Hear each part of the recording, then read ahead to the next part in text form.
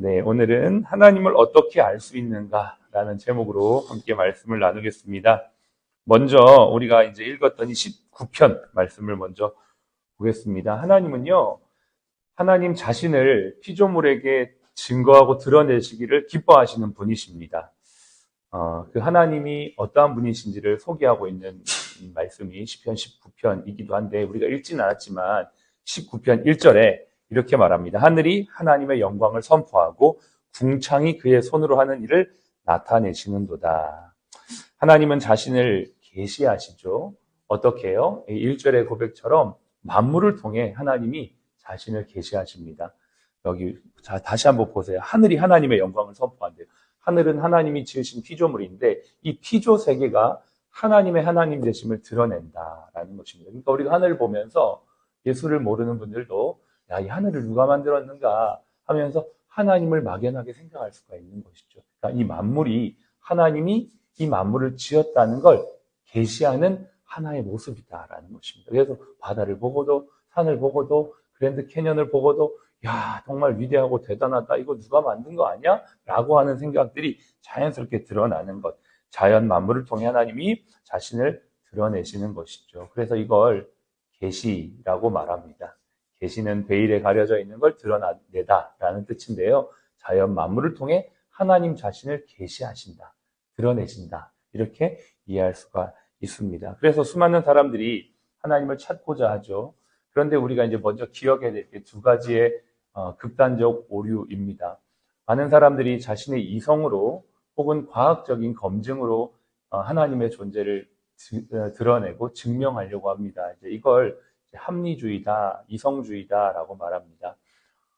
사람이 이제 실수할 수 있는 큰 두 가지 극단적 오류가 하나는 합리주의, 이성주의죠. 모든 세상을 이성으로 내가 생각할 수 있는 지식과 과학적 증명으로 무엇을 이해하려고 하는 것을 합리주의라고 말합니다. 지금 많은 사람들이 합리주의, 합리적이다, 뭐 이런 걸로 이렇게 하나님의 영역까지도 알려고 하지만 사실은 이거는 개미 한 마리가 인간 세상을 다 이해하려고 하듯이 우리 인간이 하나님을 이해하려고 하는 것 같습니다. 내 머릿속에 바닷물을 다 담아낼 수 없듯이 하나님의 광대하심을 우리의 이성으로 다 담아낼 수가 없는 것이죠. 내 머리에 뇌의 용량이 물컵 한 잔 정도 된다면 하나님은 아마 바닷물보다도 더 많으신 분일 거예요. 그 많은 바닷물을 내 머리컵으로 받아낼 수가 없어요. 그래서 이성 합리주의로 하나님을 알 수가 없다는 것입니다. 또 하나의 극단이 있죠. 신비주의입니다. 인간의 어떤 감정이나 직관에 의해서 하나님을 알려고 하는 신비주의. 그래서 어떤 막 기도 많이 하고 어떤 뭐 환상 보고 또 뭐 이렇게 예언하고 이런 것들을 이렇게 추구하는 분들이 있습니다. 그런데 그것이 물론 어느 정도 물론 필요하지만 하나님의 말씀의 범주 안에서 그것이 해석이 되어야 되는데 그걸 넘어가서 우리의 어떤 신비적인 감정이나 직관으로 하나님을 이해하려고 하는 것, 이것도 하나의 또 다른 극단이다라는 것이죠. 합리주의도 신비주의도 우리가 하나님을 제대로 알 수 있는 방법이 아니다. 이 사실은 두 가지 다가 뭐가 있냐면 그 중심에 하나님 그분의 말씀이 모든 근거의 판단의 기준이 아니고 결국 인간의 이성과 과학, 또 이쪽은 인간의 감정과 직관. 그러니까 결국은 합리주의도 이성주의도 신비주의도 인간이 중심이 있는 것입니다. 내 이성으로 내 감정으로 하나님을 알려고 하는 것. 그래서 이러한 것들이 양극단을 조심해야 된다라는 것이죠. 성령님의 조명은요, 성경 밖에서 새로운 정보를 받는 것이 아니고 이미 기록된 말씀을 깨닫게 하시는 것이 성령님의 조명입니다.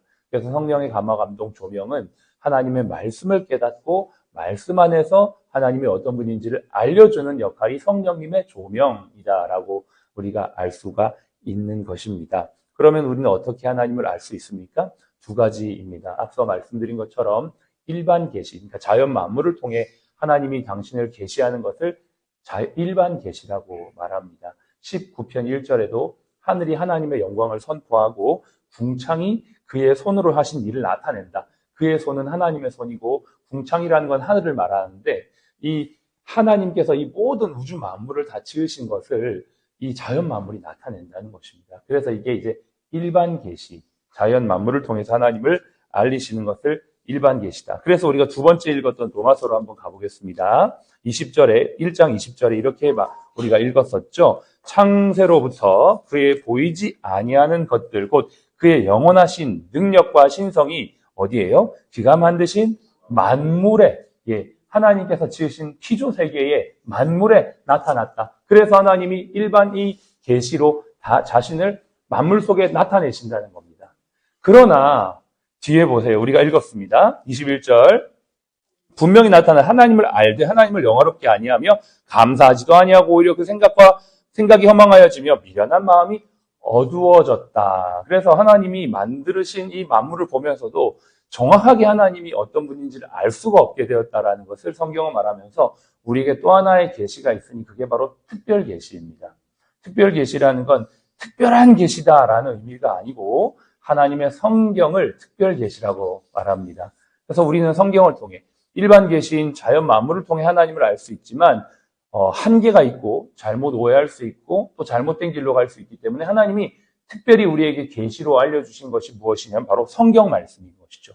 이 성경을 통해 누구를 알 수 있습니까? 바로 예수 그리스도를 정확하게 알 수가 있는 것입니다.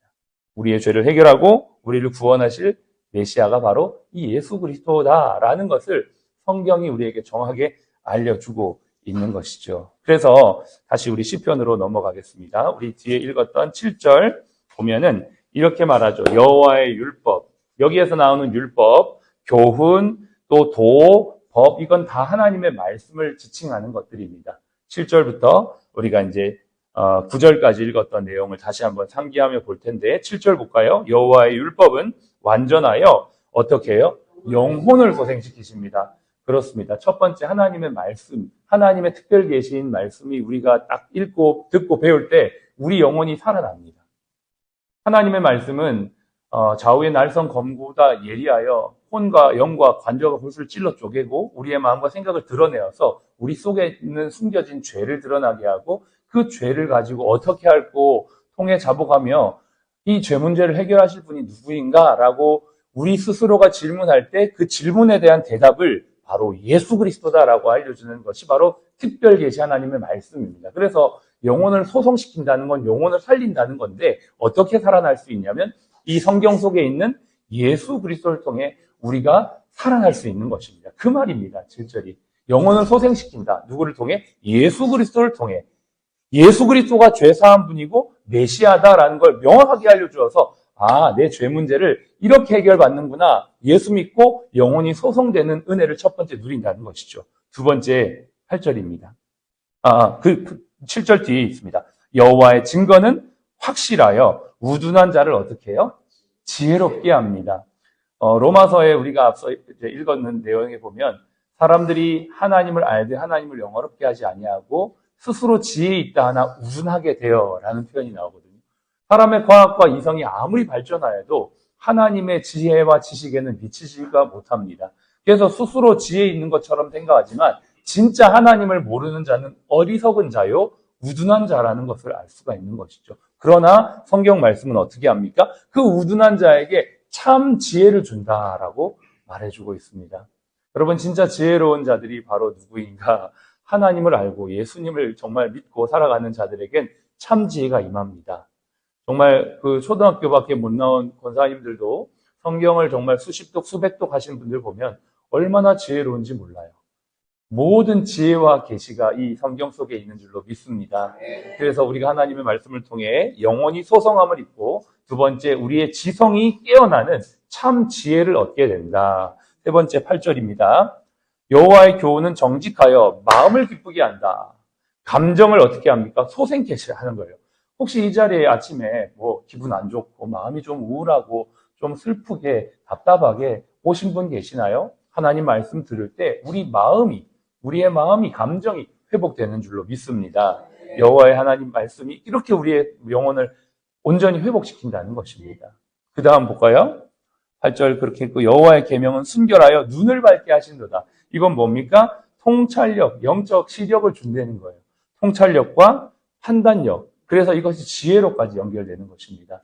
우리가 무엇이 옳고 그른지에 대한 통찰이 있어야지 판단이 되는 것이거든요. 근데 하나님의 말씀을 우리가 계속 공부하고 읽으면 하나님께서 여기에 눈을 밝게 하신다고 하신 것처럼 이 세상의 만물의 이치와 선과 악과 참과 거짓과 내가 이 시대에 어떤 사람이 되어야 될지에 대한 판단력을 주시고 분별력을 주시고 우리가 어떤 비즈니스를 할 때에도 어떤 사람을 뽑을 때에도 어떤 일을 결정할 때에도 하나님께서 이러한 판단력과 지혜를 주신다는 것입니다. 얼마나 놀라운 말씀입니까? 이러한 놀라운 은혜들이 우리의 삶에 있는 것이죠. 그래서 우리가 성경 특별 계시를 더 많이 알고 배워야 하는 이유입니다. 오직 그리스도 예수를 알 수 있는 방법은 오직 성경밖에 없습니다.